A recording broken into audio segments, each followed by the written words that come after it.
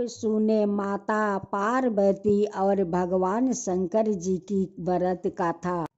एक बार भगवान शंकर, माता पार्वती और नारद चैत्र शुक्ल की चतुर्थी को भ्रमण करते हुए एक गांव में पहुँचे तो उनके स्वागत के लिए साधारण कुल की स्त्रियों तुरंत ही थाली में हल्दी, अक्षत, चावल, कुमकुम, जल, पत्र, पुष्प लेकर उनके पूजन के लिए पहुंची।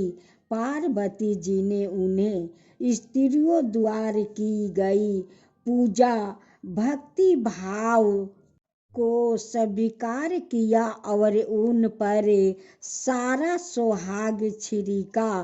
तब उन्होंने माँ गौरी से मंगल कामना आशीर्वाद की अर्चना की।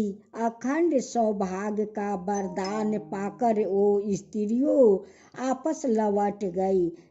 इसके बाद ऊंचे कुल की स्त्रियों श्रृंगार कर सोने चांदी की थालियों में विभिन्न प्रकार के आयोजन लेकर पहुंची तो शिव जी ने पार्वती से कहा, गौरी, तूने सारा सुहाग साधारण स्त्रियों में बांट दिया, तो अब इन्हें क्या दोगी? पार्वती ने कहा, इसकी चिंता आप ना करें, मैंने ऊपरी पदार्थों से बना सुहाग रस ही उन्हें दिया था। इन ऊंचे कुल की स्त्रियों को तो मैं अपनी अंगुली चीर कर रक्त का सुहाग रस दूंगी, इससे वो मेरी तरह ही सौभाग्यशाली हो जाएगी। जब कुलीन स्त्रियों पार्वती का पूजन कर चुकी तब पार्वती ने अपनी अंगुली चीरकर उन पर रक्त छिड़क दिया। इस प्रकार उन सभी ने अखंड सौभाग्य पाया। फिर भगवान शंकर की आज्ञा से नदी में जाकर पार्वती ने स्नान किया और बालू रेत के महादेव बनाकर उनका पूजन किया। बालू के पकवान बनाकर भोग लगाया और परिक्रमा की। बालू के 2 कोनों का प्रसाद खाकर अपने मस्तक पर टीका लगाया। इस बालू की मूर्ति से शिव जी ने वहां प्रकट होकर पार्वती को वरदान दिया, जो स्त्री आज के दिन से मेरा पूजन और तुम्हारा व्रत करेगी उसके पति चिरंजीवन रहेंगे और अंत में मोक्ष पाएंगे। महर्षि नारद ने माता पार्वती और उनके पतिव्रता से प्रभावित होकर कहा, माता, आप पतिव्रताओं आदि शक्ति है, सर्वश्रेष्ठ है, इसलिए संसार की विवाहित स्त्रियां आपके नाम का याद करने मात्रा से अटल सौभाग्य प्राप्त कर सकेगी। जो स्त्रियां इस व्रत को करके गुप्त रूप से पति का पूजन करके मंगल कामना करेगी, उन्हें महादेव जी की कृपा से शीघ्र पति मिलेंगे और उनकी समस्त मनोकामनाएं पूर्ण होगी। यही कारण है कि प्राचीन काल से स्त्रियां गण गौर का व्रत करती आ रही है। भारत के अन्य प्रदेशों की अपेक्षा इस व्रत का प्रचलन राजस्थान काफी अधिक। महिलाओं इस व्रत को एक पर्व के रूप में मानती है, क्योंकि इसके करने से सुहागिनों का सुहाग अखंड रहता है। ये गौर पूजा सौभाग्यवती स्त्रियों और कन्याओं का विशेष त्योहार है। इस दिन भगवान शिव ने पार्वती जी को और पार्वती जी ने समस्त स्त्रियों को सौभाग्य का वरदान दिया था। यह सौभाग्य तृतीया के रूप में भी प्रसिद्ध है। गण गौर का व्रत चैत्र शुक्ला प्रतिपद से आरंभ होकर तृतीया तक मनाया जाता है, परंतु आजकल अनेक स्थानों पर 3 दिन के बजाय अंतिम तिथि तृतीया को ही मनाने को रिवाज बन गया है। इस दिन सौभाग्यवती महिलाएं दोपहर तक व्रत रहती है। व्रत धारण कर पूजन के पहले रेणुका गौर की स्थापना की जाती है, फिर उस पर सौभाग्य संबंधी चीजों जैसे सिंदूर, कांच की चूड़ियाँ, मेहंदी, महावर, काजल, बिंदिया, टीका, शीशा, कंघी आदि से श्रृंगार किया जाता है। इसके पश्चात चंदन, अक्षत, घी, दीप, पुष्प से विधिवत पूजन करके भोग लगाया जाता है। फिर गौरी जी की गाथा का वचन किया जाता है। गाथा की समाप्ति के बाद व्रत रखने वाली सौभाग्यवती स्त्रियों गौरी जी पर चढ़ाए हुए सिंदूर से अपनी अपनी मांगे भरती है। शाम को एक बार भोजन कर व्रत तोड़ा जाता है। इस व्रत का परिसर पुरुषों के लिए नहीं होता, इसलिए केवल महिलाओं ही सेवन करती है। आज आप सुने गणेश भगवान और माँ तुलसी की कथा। एक ब्राह्मण और ब्राह्मणी रहा करती। उनकी एक ही बेटी थी। अपना बेटी का नाम पार्वती रखा। अभी पार्वती 5 वर्ष के थी। एक दिन उनके पिताजी बाजार जा रहे थे। वो जिद करने लगी कि पिताजी मैं भी आपके साथ बाजार चलूंगी। बाजार जाते समय रास्ते में कोई आदमी एक छोटा सा गणेश को फेंक रखा था। उस गणेश को पार्वती उठा लेती है। उनके पिताजी कहते हैं कि बेटी देखो, ये तो टूटे हुए गणेशा है, इसे क्यों उठाती हो, इसे फेंक दो। चलो मैं बाजार से तुम्हारे लिए मैं अच्छा सा सुंदर सा गणेशा कीन दूंगा। पार्वती कहती है कि नहीं पिताजी, मुझे तो यही गणेशा चाहिए और मैं इस गणेशा को अपना साथ घर ले चलूंगी। जब पार्वती या उनके पिताजी बाजार से घर आए तो उनके घर में छोटा सा चौकी था। उसी चौकी पर गणेशा को रख देती है। उनकी पिताजी गेरू माटी लेकर घर में रखे थे। उस गेरू माटी का लेकर एक बर्तन में भिजा देती है। जब गेरू माटी गल जाता है उसे लेकर गणेशा को पूरा रंग देती है और धूप में सुखा देती है। उस चौकी पर एक अच्छा सा आसन बिछा देती है और गणेशा जी को उसी पर बैठा देती है और पिताजी से कहती है कि पिताजी मुझे तो लड्डू चाहिए, मुझे लड्डू आन दीजिए। उनके पिता बाजार जाते हैं और लड्डू ले आते हैं। उस लड्डू को एक थाला में परोस देती है और गणेश भगवान का श्रद्धा भक्ति से पूजा करती है, उन्हें भोग लगाती है। ब्राह्मण ब्राह्मणी अपना छोटी पार्वती को देखकर कहने लगे कि हमारी पार्वती तो पुजेरी बन गई है, वो भी गणेश भगवान का। पार्वती कभी अपना पिताजी से मोदक मंगाती है तो कभी लड्डू मंगवाती है और मंगा कर गणेश जी का बहुत श्रद्धा भक्ति से भोग लगाती है। और गणेश भगवान तो खुशी खुशी से वो भोग खा लेते हैं। गणेशा को सेवा करते करते पार्वती बड़ी हो जाती है। एक दिन पार्वती रंग बिरंग के फूलों से गणेशा जी का वो आसन सजा रही थी।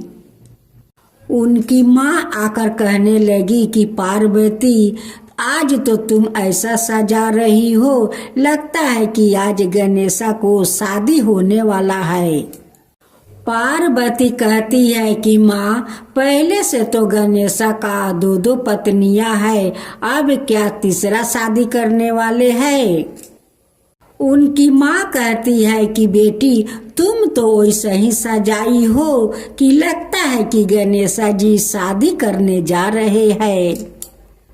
पार्वती कहती है कि ठीक है माँ, अभी तो गणेशा को भोग तो लगाने दो। पार्वती का माँ चली जाती है और पार्वती उन्हें बहुत पसंद से भोग लगाती है। कहती है कि गणेशा, एक बार तो अपना दर्शन दे दो कि मेरा भक्ति सफल हो जाए। पार्वती का बात सुनकर गणेशा तो दर्शन तो दे देते हैं, लेकिन साथ साथ उनकी लगाए हुए भोग गणेशा अपना हाथ से खाने लगते हैं। पार्वती उनकी पैर छूकर प्रणाम करती है और कहती है कि भगवान, आज तो मैं धन्य हो गया, आज तो मेरा भक्ति सफल हो गया, भगवान सफल हो गया, आज मैं बहुत धन्य हो गया। पार्वती कहती है कि गणेशा, आप अपना ऐसे ही दर्शन दिखाते रहिए। गणेशा कहते हैं कि नहीं, मेरा एक शर्त है, वो शर्त अगर मान जाओगी तो मैं तुम्हारा भक्ति को सफल करते रहूंगा और अपना दर्शन दिखाते रहूंगा। पार्वती कहती है कि गणेशा, आपका शर्त तो मुझे सारा मंजूर है, आप तो बताइए। गणेशा कहते हैं कि पार्वती, तुम आज मुझे इतना श्रद्धा भक्ति से पूजा पाठ करती हो, सेवा करती हो, अगर तुम ससुराल चली जाओगी तो मुझे कौन इतना अच्छा से सेवा करेगा, कौन जतन करेगा, कौन भोग लगाएगा। पार्वती कहती है कि नहीं गणेशा, मैं तो कभी शादी नहीं करूंगी, मैं तो आपका ही सेवा करूंगी। गणेशा कहते हैं कि नहीं नहीं, ऐसा तो हो नहीं सकता है, मेरे कारण तुम शादी नहीं करोगी तो मैं तुम्हें दर्शन नहीं दूंगा। अगर तुम शादी नहीं करोगी, अपना घर संसार नहीं बसाओगी, तो मेरा सेवा करके क्या करोगी, बताओ पार्वती। विवाहित औरतों अपना सुख शांति के लिए पूजा करती है, कुंवारी लड़कियां अपना वर पाने के लिए पूजा करती है, और तुम बोलती हो कि मैं शादी नहीं करूंगी। गणेशा, मैं सब कुछ समझ गई, मैं जब शादी करूंगी तो आपका अपना साथ ससुराल लेकर चली जाऊंगी और आपको वहां पर मैं सेवा करूंगी। तब गणेशा कहने लगा कि अब हुई ना बात, अब मैं तुम्हें दर्शन रोज दूंगी और तुम्हारा हाथ से लगाया हुआ भोग मैं अपना हाथ से खाऊंगा। पार्वती के शादी के लिए उनकी माता पिता घर ढूंढा और पार्वती को अपना धाम धूम से शादी दिया। जब विदाई का समय हुआ तो पार्वती अपना गणेशा को गोद में लेकर डोली में उठ गई और लेकर अपना ससुराल चली गई। उनकी ससुराल वालों देखकर बहुत प्रसन्न हो गए और कहने लगे कि मेरे घर तो साक्षात दुर्गा आई है, अपना गोद में गणेश को लेकर आई है। अब तो उनकी सास ससुर सारे संबंधी उनकी रास्ते में फूल के बिछावना करते हैं और उसी फूल के ऊपर से घर में प्रवेश करवाते हैं। पार्वती का पैर ससुराल में पड़ा और ससुराल वालों को घर धन से भर गया। सारे ससुराल वालों मिलकर गणेशा को धाम धूम से पूजा करने लगा। हे गणेशा, आप जैसे उस पार्वती को मिले और उनकी ससुराल में जाकर धन भर दिया, वैसे सबका घर में जाकर धन भर दीजिए, सबका ऊपर कृपा कीजिए। जो आपका कथा कहे, जो सुने, जो हुंकार भरे, उन सब का घर भर दीजिए, उन सब का ऊपर कृपा कीजिए, सबका घर धन से भर दीजिए।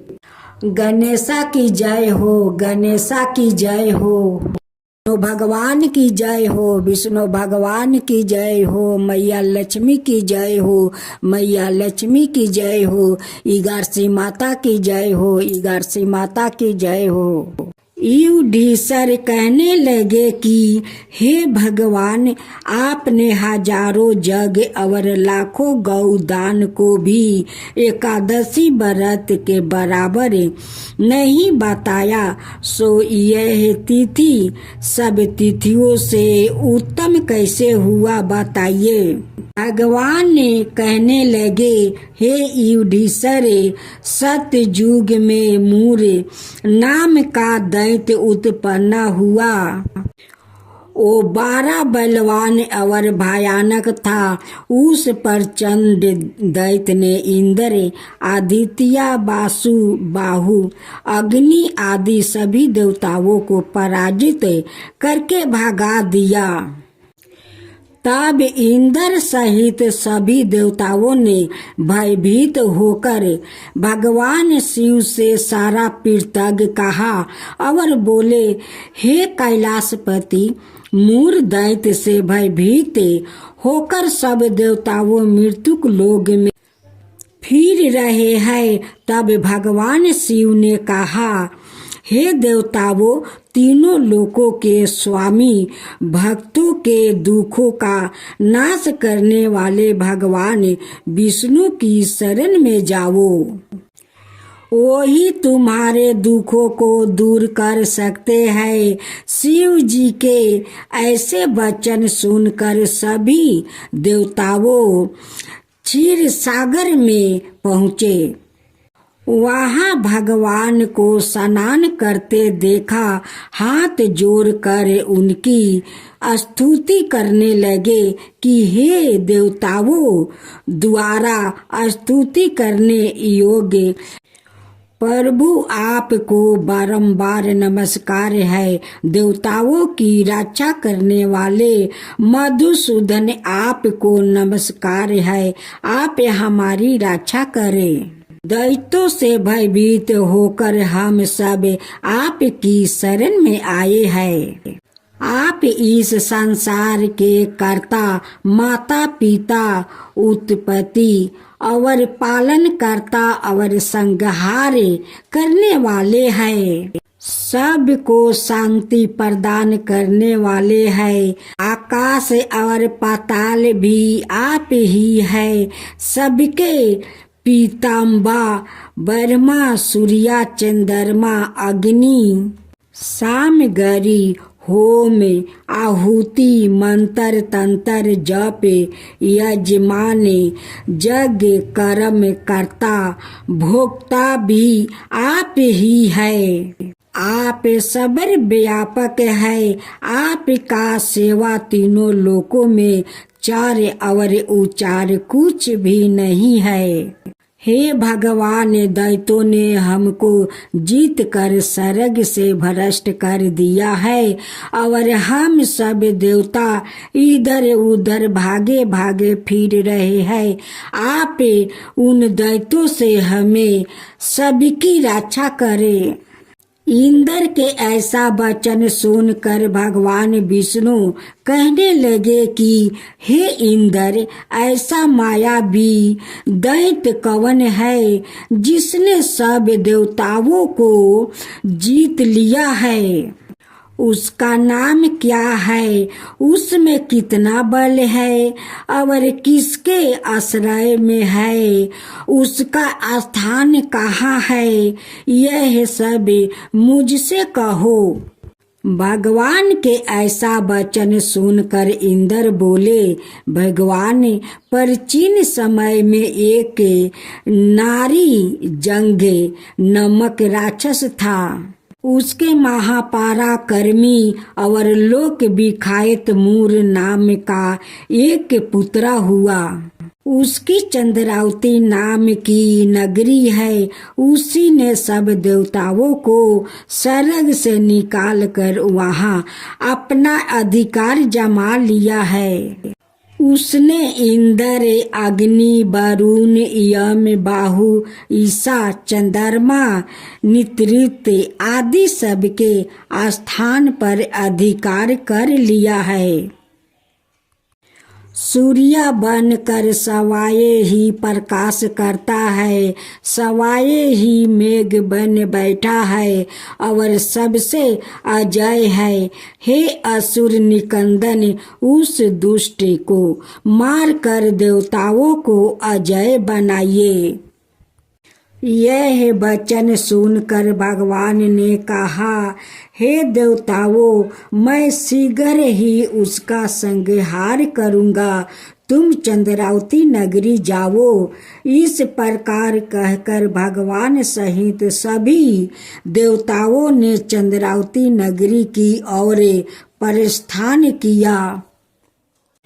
उस समय जब दैत्य मूर सेना सहित युद्ध भूमि में गरज रहा था, उसकी भयानक गरजना सुनकर सभी देवताओं भय के मारे चारों दिशाओं में भागने लगे।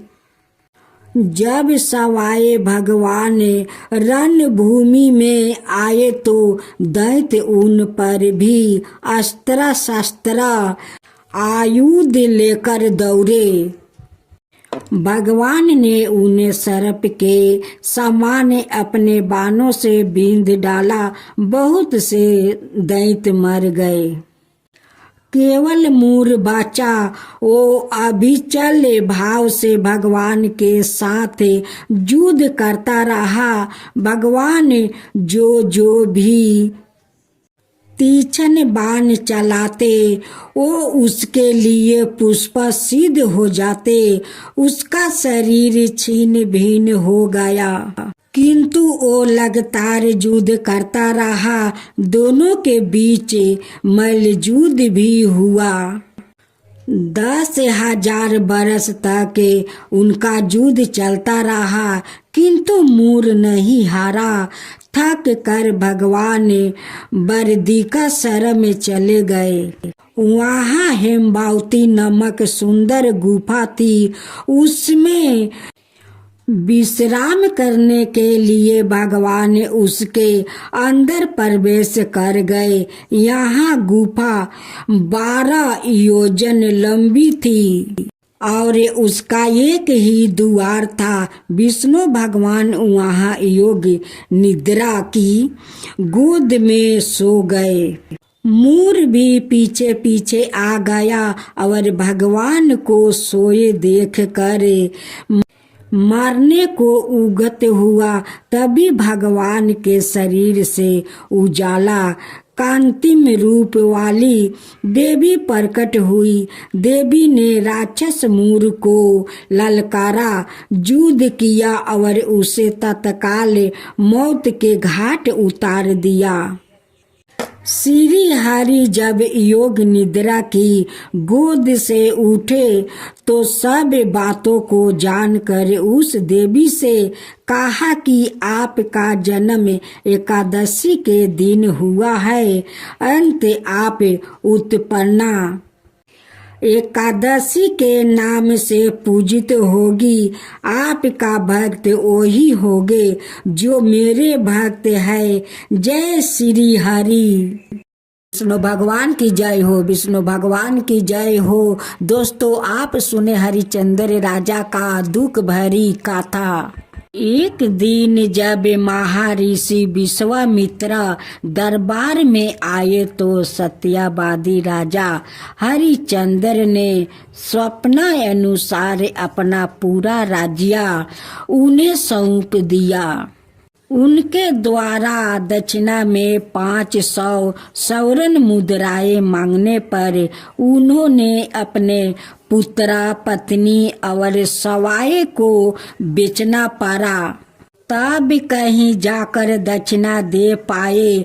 जिस चंडाल ने राजा हरिश्चंद्र को खरीदा, उसने उन्हें शमशान में नियुक्त कर दिया, जहां उनका काम था कि वो सब जलाने के लिए आए हुए परिजनों से शमशान में वसूल करे। एक रात्रि की बात है, एक स्त्री अपने पुत्र का देह संस्कार कराने के लिए शमशान में आई। निर्धनता के कारण उसके पास कफन के लिए भी पैसा नहीं थे। सब को ढकने के लिए उसने अपनी धोती तक फाड़ ली। उसे भी राजा हरिश्चंद्र ने शमशान का कर्ज मांगा। एक तो पुत्र की मृत्यु का शोक, ऊपर से उसका अंतिम संस्कार न कर पाने की विवशता के कारण सबकी दुर्दशा की चिंता से वो बेचारी बिलख बिलख कर रोने लगी।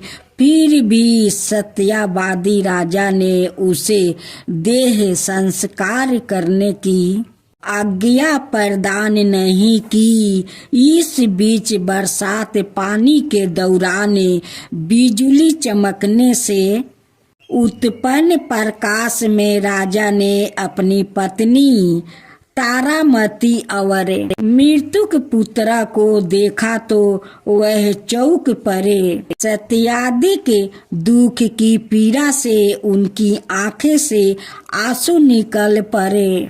पूछने पर पता चला कि पुत्र को सांप ने काट लिया था। इस परीक्षा की घड़ी में अपने को संभालते हुए राजा ने कहा, जिस सत्या की रक्षा के लिए मैंने अपना राज्य त्यागा, सवाए को बेच डाला, उसी सत्या की रक्षा के लिए इस घड़ी में आदि मैं सत्या पर डांटा ना रहा तो कर्तव्य चूक हो जाएगा।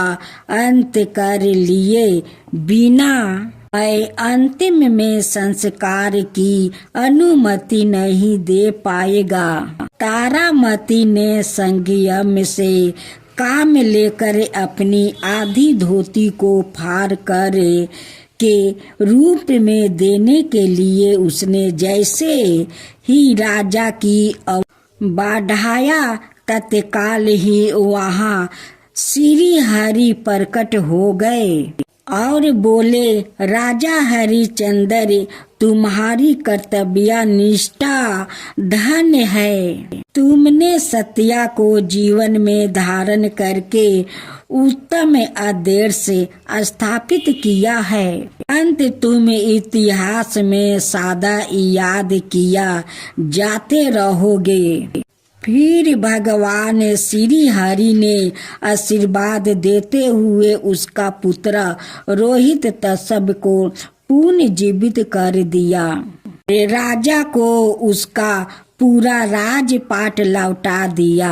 इस गाथा के विशेष में ऐसा तथ्य भी मिलता है कि राजा हरिश्चंद्र को दुख से चिंतित देखकर गौतम ऋषि ने उन्हें भाद्रपद मास के कृष्णा पक्ष की एकादशी का व्रत विधि विधान अनुसार करने को कहा।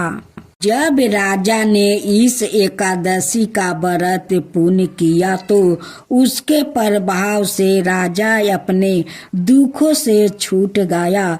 पत्नी और पुत्र के साथ उसका पुण्य मिलन हुआ, राज्य का प्राप्त हुए और वह सब पापों से मुक्त होकर अंत में स्वर्ग को गया।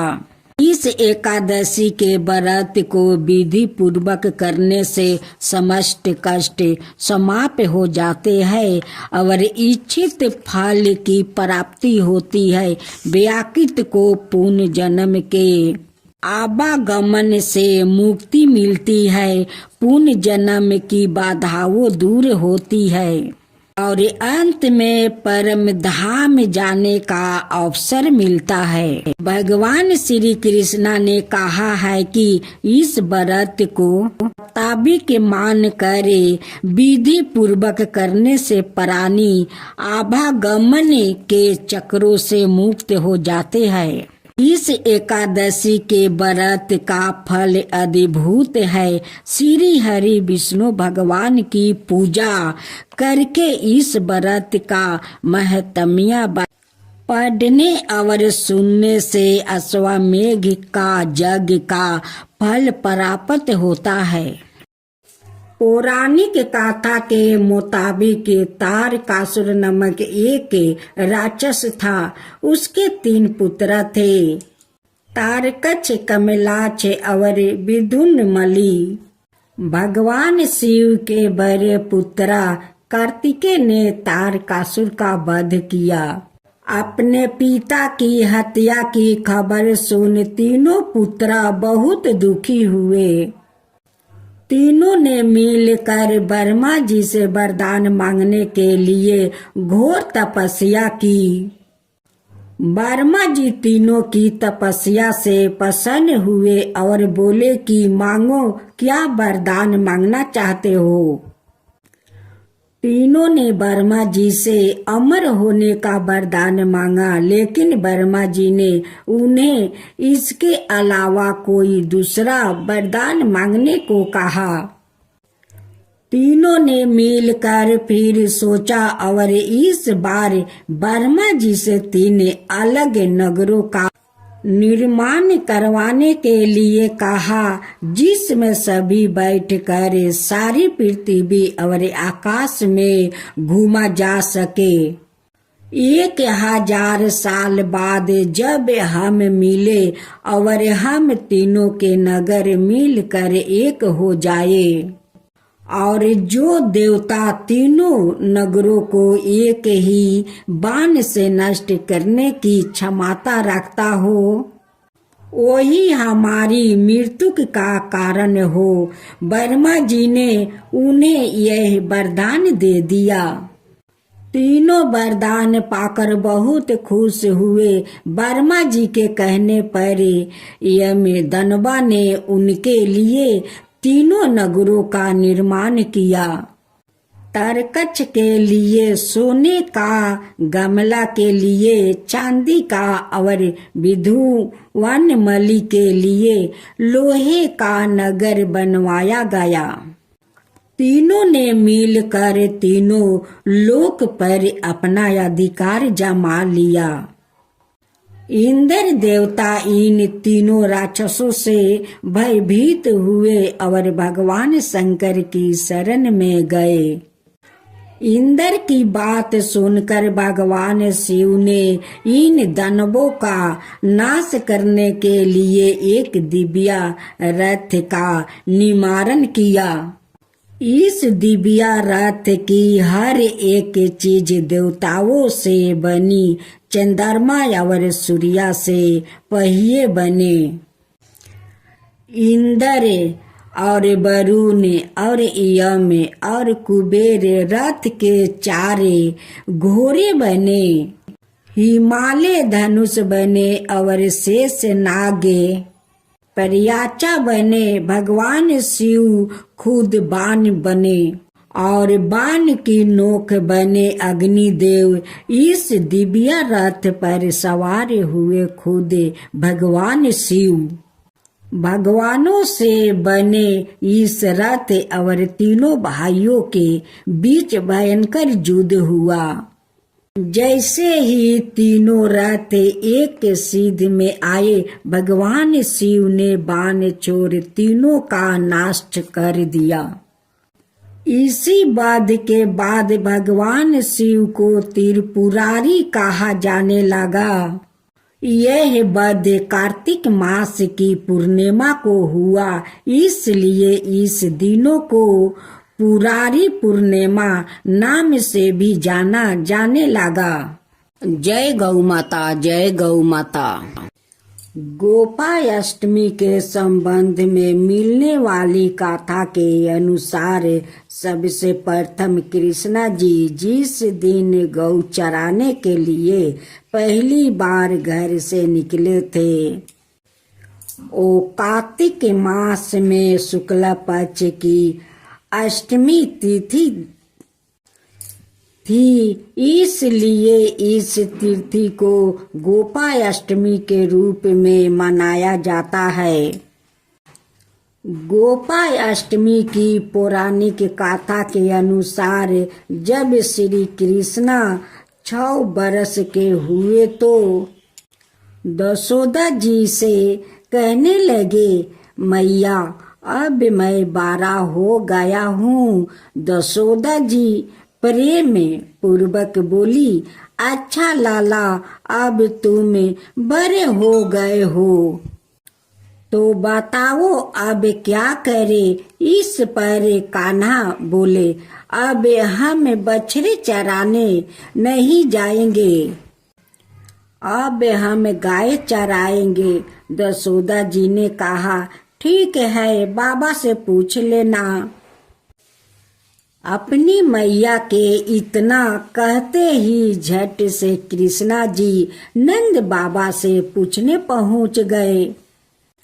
नंद बाबा ने कहा, लाला, अभी तुम बहुत छोटे हो, अभी तुम बछड़े ही चराओ। लेकिन कान्हा हठ करने लगे।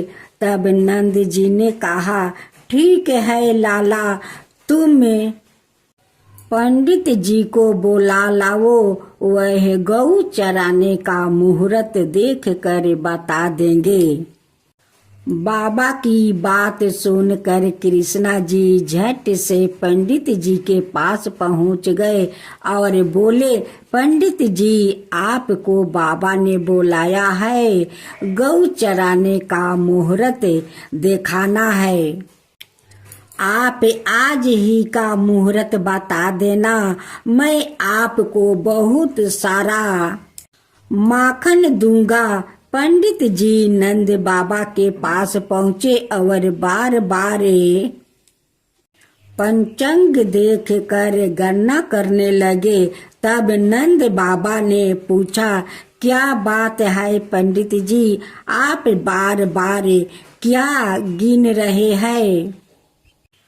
तब पंडित जी ने कहा, क्या बताए, गौ चराने के लिए केवल आज का ही मुहूर्त निकल रहा है, इसके बाद तो 1 बरस तक कोई मुहूर्त नहीं है। पंडित जी की बात सुनने के बाद नंद बाबा को गौ चराने की स्वीकृति देनी पड़ी। उसी दिन भगवान ने गौ चराना आरंभ किया। भगवान जिस समय कोई कार्य आरंभ करते हैं, वही शुभ मुहूर्त बन जाता है। यह शुभ तिथि कार्तिक मास में शुक्ल पक्ष अष्टमी तिथि थी। भगवान के द्वार गौ चराने का आरंभ करने के कारण यह तृतीय गोपाष्टमी कहलाई। इसके बाद मैया यशोदा ने अपने लाला का श्रृंगार किया और जैसे ही पैरों में जूतियां पहनाने लगी तो कान्हा माना कर देते हैं और कहते हैं कि मैया यदि मेरी गाय जूतियां नहीं पहनती तो मैं कैसे पहन सकता हूँ।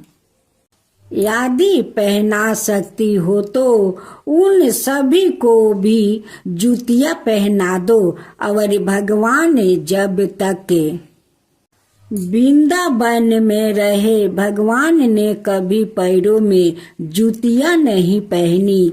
आगे आगे गैया और उनके पीछे बांसुरी बजाते कान्हा, बलराम और ग्वाल बाल ने